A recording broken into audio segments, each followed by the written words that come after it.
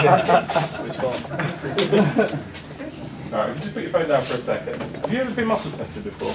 No. Have you ever heard of the term kinesiology? It's basically looking for your body for feedback. So it's testing the strength of your muscles. Now, I'm not going to be using a lot of force. I just want you to feel the difference between each level of the test. Okay. The first thing I'd like you to do is just put your arm out like this and just hold it there. Now, I'm going to push down on it, and I want you to resist. Yeah, I'm going to use 2 fingers. I'm not going to be using a lot of force. I just want you to feel how much resistance is required to keep your hand there. Okay. So resist. Okay. You feel that level of force. Yeah. Let's say your name out loud and resist. It's a trigger. Perfect. Now say my name's Sally out loud and resist. Sally. Is that okay? Sally. Do you feel there's a difference there? Yeah, you're pushing hard. I'm not. I'll use 1 finger. Say Sally. Sally. Okay? The reason for that, you put your arm down for a second, the reason for that is when you're doing something that makes you strong, which resonates with you, you'll stay strong. Basically, when your brain sends a signal to your muscles, that's an electrical impulse that goes from your brain down your central nervous system to your muscles to stay strong. When that signal is interfered with by whatever, by electrical frequencies, by stress, or even that you're not telling the truth, which again could weaken your system, Yeah.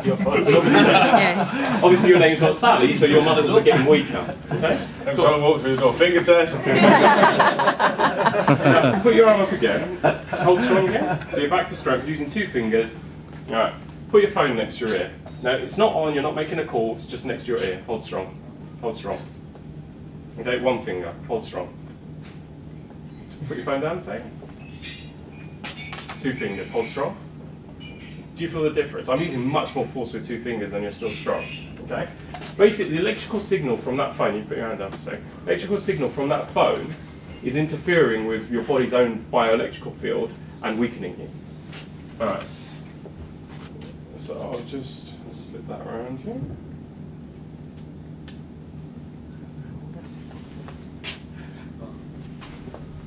Okay? Hold strong. Strong again. Phone next to your ear. Strong, right? Okay. So you stay there, keep the phone in your hand. Sorry. Lift your hair up. Phone next to your ear. Hold strong. Do you feel the difference? 1 finger. Put the phone next to your ear. Yeah. The moment you put this on, it basically, how this works is like an amplifier. It's amplifying your body's own energy field. So that signal that's going from your brain to your muscles is being amplified by this device. So you're being less affected by the electrical frequencies from the phone. Now we're surrounded by electrical frequencies. We're surrounded by computers, mobile phones, laptops. You know, anything that's got electrical frequency will weaken us, but stress also has an impact on our bioelectrical field as well. So there are so many different things. Poor food, lack of good nutrition, lack of hydration can all cause stress on our system, which ultimately weakens us. If anyone's ever had a stressful day, at the end of it, you'll feel exhausted. Yeah? And we work with office workers and they have stressful days. They're sitting on their butts all day and they feel exhausted. And then on the other hand, you've got people that are out working physically and they don't get as tired. And it's because we're not designed to be in states of stress for extended periods of time. Thank you for volunteering there. Right. Peter. So basically, what I'm here to talk about is that dreaded S word. You know, you can't pick up the newspaper, turn on the television without someone going on about stress. But what is stress? Now you'll notice there isn't a PowerPoint here. I'm not here to lecture you. When you guys were learning to walk and talk, nobody sat you down in a lecture theatre and went for a PowerPoint presentation teaching you how to walk and talk. What I'm here to talk about is something that is a part of our everyday lives. It's something that should have been taught to us at school, but wasn't. Okay? So this is an interactive session. At any time, if you disagree, if you want to ask a question, if you want some more information about what I'm talking about, just jump in. Yeah? You happy with that? All right. So what is stress? So when I ask a question, you can answer. Yeah? What is stress? Kids. Kids? Okay. Great. Plans not working out the way you'd like them to. Perfect. Thank you. Wife. What? Got any more there? Yeah. How many kids have you got? That's it for you there, isn't it? Yeah, that's it, we're done. Now, it's like it's a term that we cannot escape from. Now, I'll give you a perfect example. I've travelled up from London today, and I have to go through the M25 to actually get here. So before I go on the M4, I have to go on the M25 for a little bit. And the M25 is one of those roads where if it works well, then everything's fine, but if it doesn't, it can be an absolute nightmare. Now, because I knew that it's going to take me a good 3 hours, I'd left well in advance, give myself at least 3.5 hours, but I hit a sticky patch. And you know, for the first 10-15 minutes where I'm in very, very slow moving traffic, I wasn't too bothered. But then, looking at my watch, it started to get a bit tight now. And I've been, you know, in pretty much the same region for about half an hour. 40 minutes have gone. First thing that happens, my heart started to pound in my chest. My breathing's become shallow and fast. My muscles are tightened out. I'm gripping the steering wheel really tight. Getting pretty pissed off. Starting to sweat a little bit, feeling angry. My teeth are clenched. You know, the idiot that caused the accident, or the police that are holding it up when I've got somewhere to get to. My bladder's relaxed. I feel like I need to go to the toilet. My blood pressure's risen. My blood sugar's risen. I'm feeling angry and hostile. Now, okay, I'm exaggerating a little bit, but can you relate to those symptoms? Yeah? Because that's basically what happens when you get stressed. The first thing that happens is your body actually changes the way that it functions. For what purpose? Deal with the situation. Yeah. In what way? Or just to adapt to what's happening. Okay. The fight and flight mechanism. Perfect. So if we imagine our common ancestor traipsing through the jungle and a saber-toothed tiger pops out in front of him, all of those changes occurred for very good reason, to enable him to deal with that situation. So he could either wrestle that saber-toothed tiger to the ground or leg it at the best of his ability. Okay? So stress is actually a physical response. I know we all relate to the feelings or the emotions of stress, but it actually starts as a physical response. The changes that occur in the body enable you to deal with whatever's causing that stress. Now, the interesting thing is, your bodies cannot differentiate between a grizzly bear in the woods, a house is on fire, or being stuck in a traffic jam, or being stuck in a queue at Tesco's with the kids screaming and the life nagging. Might go from. Yeah, I was following him in the supermarket the other day. Now, this is something that's really, really important for you to understand, is that your body cannot differentiate between what's causing the stress. It will react and respond in exactly the same way. There might be different severities of the response, but the changes that occur in your body are pretty much the same. So it's really important that we start to understand when we can use stress appropriately and when it's actually going to hinder us and prevent us from achieving our goals. Okay? When do you think would be a good example or a good situation for us to use stress appropriately? When is it going to help us to achieve our goal? Bear in mind that the changes that occur in your body are specifically to help you to run faster or fight harder. All the oxygenated blood, all the resources going towards your muscles, so you can literally deal with that situation to the best of your ability. So what would be a good situation for us to be stressed? Performing when you're under pressure. Yeah, perfect. What kind of performance? You're digging your team out of the shit or whatever. Yeah, perfect. Definitely. Anyone else? Could be simple things like running for a bus or a train. You know, life-threatening situation. I read a story a couple of years ago about a granny that lifted a car of a little kid that had been crushed. She was using stress to enable her to deal with a situation appropriately. It could be sporting performance. Now, you know, there are some sports where stress would be perfectly appropriate. We will talk about that in a little bit more detail. What is an inappropriate use of stress? Situations that we find ourselves getting stressed in, and it's not going to help us. Bearing in mind, it's a physical response.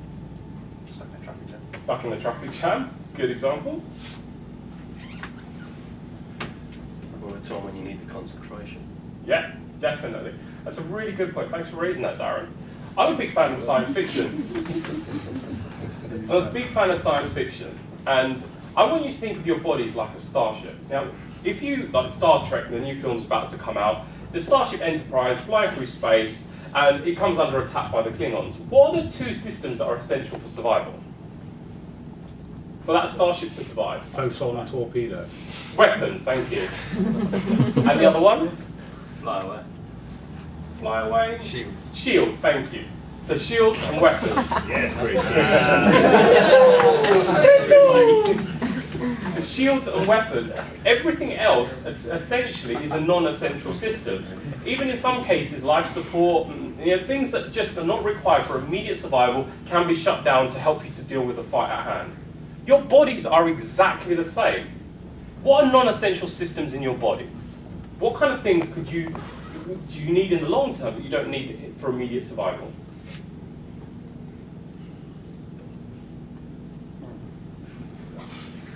help you along the way. Digestion. Do you need to digest food to survive in the moment? Would you imagine? No? No, of course you don't. Because you can live 15, 20 minutes, half an hour, a couple of hours without having to digest food. So digestion actually shuts down in your body when you're stressed, okay? So anyone that's stressed, if you're eating, it's going to cause weight gain. And secondly, that food, you're not going to get any nutrition from it because it's going to pass through your system because your digestive system has become suspended, okay? It's a waste of time eating when you're stressed. You're better off relaxing first and then having something to eat. Okay, what else? What else would you imagine your body would shut down? Isn't required for immediate survival.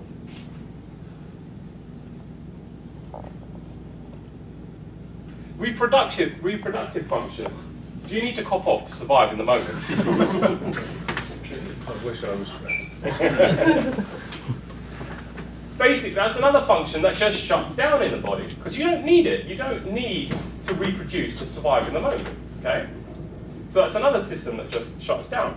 Higher brain function. Do you need to be making complex decisions and be thinking creatively when you're stressed? What kind of decisions do you think we need to make when we're stressed? We're being attacked by a bear in the woods. What kind of decisions do you need to make? Survival. Do I run? Do I fight? Do I kick? Do I punch? Okay? Your brain gets just enough oxygenated blood to make those kind of decisions. If you want to be thinking creatively, if your team is in a hole and you need to dig yourself out and you need to be creative about how you do that, and you need to be thinking outside the box, being stressed is not going to help you. So again, it's one of the things I want to get out, the short time we have today is for you to understand how you can use stress to help you to achieve your goals and situations where it's actually going to hold you back, where you think it might be helping you, but actually it's not. We've done a lot of studies on this. There was a time we had two groups of people, it was about 2 years ago, of equal levels of intelligence, put them in two separate rooms. In one room, they were playing nice, relaxing music, they had some aromatherapy oils burning, nice ambient lighting, and they were asked to do simple exercises like crossword and Sudoku, and we timed them to see how long it took them to do this exercise. It took them about 13 minutes on average to do the exercise that we set them. In the other room, we had strobe lighting, flashing on and off, we had heavy metal music playing very, very loud, and we had two toasters in each corner of the room set on high to burn the toast. So there was actually a really strong smell of burning toast. So basically, we created a stressful environment. How long do you think it took the people in that room to do those same exercises? 47 minutes. And basically, the reason we did that exercise was just to prove that when you're stressed, it takes a lot longer to approach problems, to problem solve, to think creatively. Okay? Now, when we do get stressed, what is it that we do about it? What are the things, the four most common things in Western society that we turn to deal with stress? Smoking. Cigarettes, thank you, that's one. Drinking. Nicotine. Food. Booze, alcohol. Food, what kind of food? Celery, apples? Junk food. Junk food. So, okay, got it all there. Nicotine, alcohol, caffeine, and refined sugar products. Now, how can we describe these products? What kind of substances are they? Toxic, but in terms of the effect that they have on the body. Addictive. Would stimulants be a fair description? Yeah. In terms of what they do, they stimulate the body. Okay. Going back to me sitting in the traffic jam or Caveman Joe facing the saber-tooth tiger, what kind of a state could we describe that body to be in? Stimulated. Excellent. So let's get this right now. You don't need to be a rocket scientist to work this out. If you're stimulated and you put in a stimulant, what happens? Extra stimulant. Extra stimulated. Thank you. So let's get this right. You're stressed and you put in a stimulant which actually raises the stress levels, not relaxes you. Okay? So this is something that's really, really important for you guys to understand. If you are stressed and you are turning to the kind of things that we normally turn to in Western society, what you're going to find is going to make your stress worse. It's not going to help you to relax. Now, don't get me wrong, I'm not here to preach to you. If you guys want to, drink a coffee, have a couple of beers, eat some chocolate, that's absolutely fine if you're doing it in a relaxed state. If you're sitting around with friends on a Friday evening, a couple of beers, chocolate pudding and a coffee after dinner, that's one thing. But if you're doing it to medicate your stress, if you're doing it to alleviate your stress levels, you're wasting your time and your energy. It's not going to give you the results that you're looking for. Yeah? In order to manage your stress levels, you don't need to spend a penny, you don't need to consume anything, you don't need to put anything in your mouth. All you need to do is understand how to use your body. And if you do that, not only will you be able to improve your sporting performance, but you'll also improve your health. Do you all understand the difference between health and fitness? Health is well-being. Yeah. Now, I've seen extremely fit athletes who have very poor health. One of the most high-profile cases, has anyone heard of a gentleman called Mark Vivian Foe? Yeah? Footballer, played for Man City. Very, very fit individual. He dropped dead on the football pitch. He was fit but not healthy. Okay? That's the difference. You know, just being lean and having big muscles doesn't mean that you're healthy, and being overweight doesn't mean you're not healthy. Or the other way around. I've seen, you know, 60-year-old middle-aged women, a little bit sort of chubby, and they don't get ill. You know, they've not had a cold or a flu in 5 or 6 years. That's healthy, okay? Because it's determined by what you put into your body, how you manage your stress, the quality of your sleep. All of these things will contribute to your health levels, but in turn, that will also feed back into your sporting abilities. So improving your health will have an impact on how you feel, the quality of your sleep, your energy levels, and your ability to perform as well. Okay. Right. Now, what I want to do is I want to spend a bit of time with you. I want to show you some simple things that you can do to help you to manage stress. I want you to have a clearer idea on what stress actually means, and you know how to use it appropriately within your sort of lives and your daily routines. So let's start with, if we as a group